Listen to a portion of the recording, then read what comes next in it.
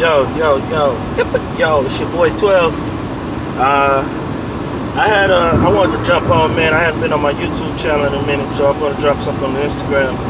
Cause I gotta share my thoughts about the Jermall Charlo Montiel fight this past weekend. And that was a couple of days ago, on June 19th. Today's June 21st, but I'm just now getting through with a busy weekend, so I can actually sit down and give my thoughts on this fight. And so it was some great things about it. There was some things about it I want to I want to point out that wasn't so great. So the great thing, it was a house. I'm going to come back to this point a little later. It was a house full of black people on June 19th. Houstonians, not just Houstonians, because I've seen a lot of people that I know from other areas that came into town, see the fight, just, because they're boxing heads or they just support Jermall Charlo or whatever. But anyway, it was a house full of black people, a bunch of boxing fans, and then just some, obviously, I don't really like using the word, but it's because it's a buzzword, but obviously a lot of casuals, just by hearing, fans talk in the stands while the fight was going on. But they were there to support Charlo because they H-Town, they supporting the Texas black man that's pushing it for June 19th and Juneteenth and all of that. But anyway, I thought, as far, I'm going to talk about the fight first, and I'm going to talk about the other one. So I thought it was a damn good fight. I can obviously tell when people were leaving, there wasn't as much excitement in the audience as people were leaving out, because, again, most people are just casual boxing fans that want to see a knockout. In fact, in the very first round, the fight just started. First of all, Jermall walked to the ring to Lil Kiki, gotta be a G to the day that I die. So the crowd was wide the hell up. You know what I'm saying? The fight started. Mall looked great. Mall was boxing. Montiel was real herky-jerky. I'm not going to just go round for round, but I'm giving my assessment of the entire fight. I think the crowd was going crazy, but in the first round, it was somebody sitting not too far from me, and he screamed out. It was like, I think about a minute and a half of the first round had passed by. They hadn't even really broke a sweat yet. He's like, "Come on, Charlo, knock him out already." I was like, "Dog, you paid the hard money you paid for these tickets, and just for them dudes to come in and knock him out in a minute and a half, and that's what you want." It's like, yeah. So it was a bunch of those people there. So since Jermall didn't get the knockout, people automatically was on some it wasn't a great fight or whatever, because they wanted to see the knockout. I thought it was a great fight, and the reason I thought it was a great fight is because he didn't knock Montiel out, or didn't knock him out early, because it became a great fight. Jermall wasn't as sharp as he usually is, but he fought a damn good fight. I think he got away from the game plan, but mainly I think Jermall got tired. I don't know if it was the build up to the fight. Usually from what I see, and I'm gonna be real quick on this point, but when Lamont Peterson and his brother fought in DC, both of them got stopped. When Jerry Hurd fought J-Rock in his homecoming, I think which was also DC, he didn't get stopped, but he got beat up pretty good by J-Rock. J-Rock's next fight was a homecoming fight in Philadelphia against Jason Rosario. He got stopped in like round 2 or 3. I think it was round 3. He got stopped by Jason Rosario in his homecoming. And so what I've been noticing is when people fight at home, they tend to not have really great performances, and I think that's because the anticipation of looking good, I gotta look good in front of my crowd. I think that plays a part, and two, I think it's the media obligations for fighting in front of your home crowd is crazy. I'm sure they're making the rounds at all the radio stations. They're on the news. They're going to all the clubs and promoting the fight, and everybody want to interview, and the demands are just high. And then lastly is just you being home. All your people are there, and they just want to hang on and hey, let's go do this, let's go do that. So I think that has a lot to do with it, and it just distracts you from really being on your game. You know what I mean? When you fighting at home, when you got home field advantage, yeah, you got the crowd behind you, but it's like leading up to the fight, you just don't have the typical training camp. You don't have the typical time to get mentally prepared for a fight, not just being a star. I think that may have had something to do with it.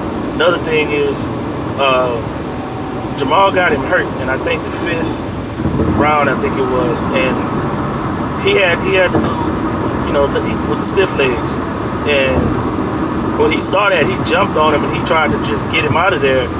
And honestly, it looked like he just spent his whole load, man. Like he just burnt out. You know what I mean? And I was telling my brother-in-law, my wife, and my sister-in-law, we went to the fight together. I was telling them, man, Maul gonna burn himself out trying to take this cat out, and this cat ain't ready to go yet. The crowd screaming. I was like, come on, Maul, whatever. Everybody screaming and everybody hype. But at the end of the day, Montiel's a tough-ass dude. I don't give a damn if Munguia knocked him out too. He didn't prepare for Munguia like he did for his first world title shot against Charlo, who's a superstar. I'm sure that was 2 different camps. I'm sure he was just on his P's and Q's, and the dude just came. He said, "You're going to have to kill me." It was just that mentality. And Jermall was hitting this guy with some serious thunder, man. And like, Jermall is a big puncher. He's not a devastating puncher, but he's a big puncher. And he was hitting this dude with everything, flush. And I'm sitting there and I'm looking at, I wasn't like ringside, but I was close enough to where I could see every time Jermall hit him, sweat was flying off his head. I mean, he was connecting solid shots. And dude get hurt, he'll wrap up, he'll go into survival mode, and then he'll start, he start trying to walk Jermall down again. And I just heard today that Jermall messed his hand up during the fight, so that may have had something to do with him not getting the knockout too, because he hurt his right hand, which is his power hand. But I don't know, I haven't heard Jermall say anything about it. I heard it on some other channels, and I'll give props to it. It was Boxing Ego. I watched it and saw that Jermall showed that he messed his hand up. So anyway, back to it. I thought the fight was damn good because Montiel, he let Jermall burn himself out, and then he kept on pressuring him, and he landed some good clean shots. And let's just face it, Jermall has a tendency to get hit sometimes, and he was getting hit a lot in the later rounds. He didn't get hurt. He got wobbled a little bit, but I think it was more that he was just off balance, and he got punched with a couple of shots. So Jermall had to go back to the basics and just box his way out of it. But he kept trying to stick his head in there, fight a Mexican style, and he started catching some shots because he's a dog. I mean, these cats are dogs, man. They fighters. It's like anybody. You standing out there, if you ain't no cur and somebody hit you, you don't just tuck your tail and fold up. You gonna fight back. And these cats, they get paid for it, but they're fighters. And so when Maul started getting hit, he said, "Fuck it," and he put his head in there and started fighting. And so, it just made for I thought it was a great fight. Like I said, I saw it in the crowd as we were leaving. People just didn't seem like they were all that enthused because it wasn't a knockout. They wasn't even talking about, I ain't anybody even talking about the fight when they were walking out. I'm not going to even lie. But I thought, as a boxing fan, I thought it was a great fight. I thought it was an absolutely great fight. So, this is my critique of the fight. And I hope enough people see this that it makes some ripples and they make some changes. So I was listening to Barbershop Conversations. I guess it was last Thursday maybe. Fred and another brother, I can't remember his name, they were interviewing Deontay Wilder, and they brought up the June 19th thing, and that Jermall was fighting on Juneteenth. And Wilder was saying, like, I'm not going to bash him, for this, but he would start bringing up the card. And I never paid attention to the card up until, I got there and actually saw who was fighting. But he was just saying, look, I give him props for doing that, but it should have been us, it should have been the brothers. And I'm paraphrasing. But it's like, you know, and I didn't really know what he was saying at first, and I think he was kind of mentioning that it was kind of Hispanic heavy or whatever. But he was saying, you know, it should have been us, like, you know. So they were talking about possibly next year, Wilder, Errol Spence, Gary Russell Jr., so on and so forth, may see if they can sit down and have a conversation about all fighting together on you know, Juneteenth as a black card. And so when I looked at this, when I got there and I started looking at it, I was like, I didn't pay attention to it. I knew Jermall was fighting a Mexican for a freedom belt, of all things, but he was fighting a Mexican. But then I looked at the card, and when I got there, I'm like, damn, dog, it was nothing but Mexicans. Like, you know, it was nothing but Mexicans. The only black person on the Juneteenth fight card was Jermall. You know what I mean? In the main events, I got there when Angelo Leo was fighting, right before Pitbull and had his fight. So, you know, I came in on like probably round 8 of the Angelo Leo fight. So I don't know who fought before then, but the last 3 fights, the main fights that were on the Showtime card, that was one black dude, which was Jermall fighting, and he was the headliner. So to me, that was a very token ass way for Showtime and PBC. PBC, I'm really ashamed of. I'm not gonna lie. I'm a big supporter of PBC. I'm a big supporter of Al Heyman. You know what I mean? I support my people. I'm a black man in my heart all the way through and through. And I love what Al Heyman built.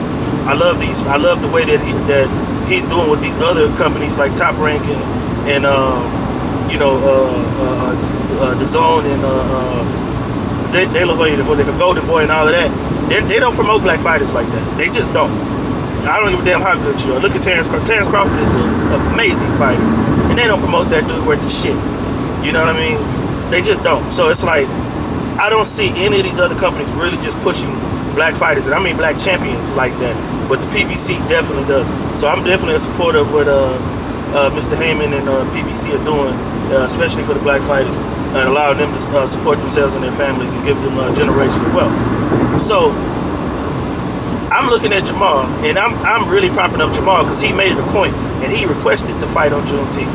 I'm really big on him for this. So this is nothing about Jermall. Props to Maul, because he asked to do this. But Showtime, PBC, I don't know whose idea it was, but they brought in an entire card of Mexicans on Juneteenth. And Jermall was the only black fighter on that card that I saw, of the main fights at least. Like I said, I don't know who fought before the TV came on. You know, I got there about 8 something, so I didn't caught the last 3 fights. But anyway, that was some token shit, man. I'm gonna say it a little closer. That was some token shit. You dig what I'm saying? Y'all made Jermall did something noble, and y'all made him a token by having him being the only black fighter on this thing, and then pushing it like it's some kind of Juneteenth thing, and y'all didn't have nothing but Mexicans. So what that told me was, this is exactly what that told me. Props to the Mexican fighters, they brought it.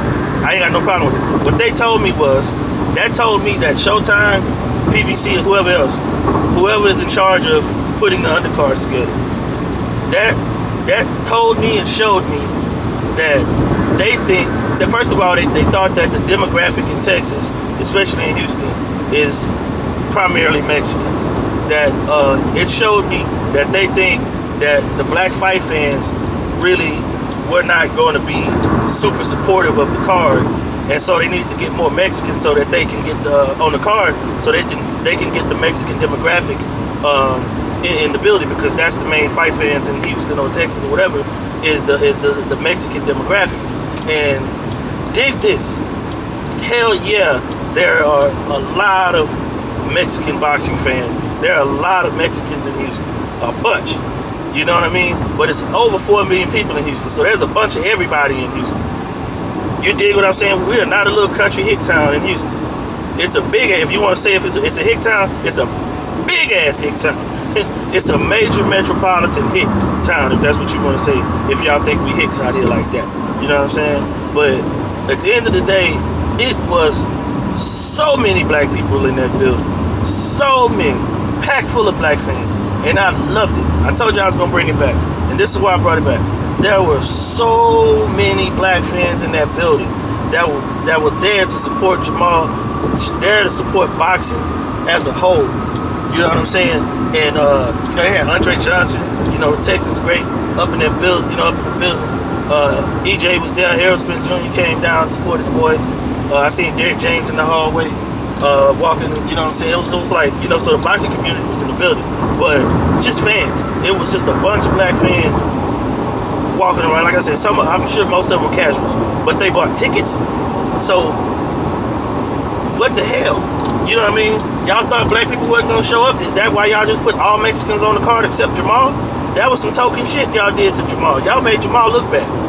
Y'all made him look bad. I'm not gonna hold back. That's exactly how I feel. I thought Jermall did something great, but y'all set him up. Y'all set him up for people pointing the finger at him, acting like he put the card together.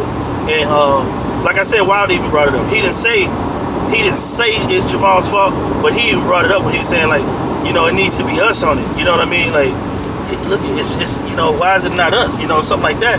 But that wasn't a Jermall thing. Jermall didn't put that whole card together. Jermall said what he said. He said, I fight. You know what I mean? And Jermall fought. And I thought he fought a damn good fight. I just thought he fought somebody who just wasn't taking no for an answer. And, you know, even though he got his ass kicked, he came to fight. But as far as that card was full of really good, it was a good action-packed card. I'm not complaining about that. I'm complaining about the fact for Juneteenth. If it was Cinco de Mayo, y'all not gonna have all black fighters on Cinco de Mayo or Mexican Independence Day. Y'all not gonna do that. No way in hell. So why in the hell did y'all come and make Jermall, put him on a card where nothing but Mexicans on Juneteenth? On the day that, you know, in Texas, of all places, in Texas, Juneteenth, I'm really sure, for y'all that don't know, Juneteenth is not the day that the slaves were freed. Juneteenth is 2 years after the Emancipation Proclamation. 2 years later, the slaves that were still in Texas found out. The soldiers came in and informed them that, nah, slavery's over. They were still slaves for 2 more years in Texas before they came in and said, no, this is done. Because the slaves in Texas didn't know. You know what I mean? They had no idea. They wasn't told. They didn't get word of it. And so June 19th, 1865 is the commemorate. That's what Juneteenth is. It's the commemoration of the freedom of slaves in Texas. 2 years after the Emancipation Proclamation. But so on that day, when WSBC gave this man the freedom belt, it was nothing but Mexicans on the card. What the hell? Why did y'all do Jermall like that? Jermall, props to you, brother. I seriously doubt you watching this. Props to you all the way out. Shame on you, Showtime, PBC. Shame on you too. I'm going to continue to support you, but as a fan, I have to say this: y'all could have did better than that for Jermall. Y'all could have did better than that for Jermall. I mean, flat out. I don't give a damn if he requested to have more black fighters on there or not. I don't know if he did or not. He's a fighter, like he said, so I'm sure he didn't even bring it up. I'm sure he said, I want to fight on Juneteenth. And then y'all went and put a card together, nothing but Mexicans, because y'all thought that only Mexicans were going to support the fight. Because for whatever reason, y'all think black people don't support boxing like that. And that's bullshit. I've been a boxing fan since the 80s, since I was a kid. Why? Because the people that raised me liked boxing. So I watched it because they were watching it. And the people that raised me were black, just in case y'all didn't know. So, you know, black people like boxing. That's why so many black boxers. Black people like boxing. And y'all didn't know. I was there. I'm from Houston. I drove to Houston from Austin because that's where I live now. But I'm from Houston. I said I'm going to that fight. And I took my wife, my brother-in-law, and my sister-in-law, and we went and enjoyed a good-ass fight. In a packed house. Jermall packed that place out. There was a bunch of black folks in there. It wasn't just Mexican fans. There was a lot of Mexicans there. Because it was all Mexicans on the damn card. Because y'all did that. Y'all set Jermall up. That's bullshit.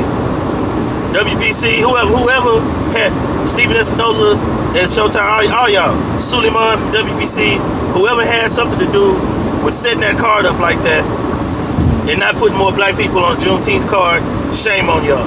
This is from a fan. I'm not a big YouTuber guy. I just started my YouTube channel. Big TX Smokehouse. I started running my mouth and they didn't say my channel.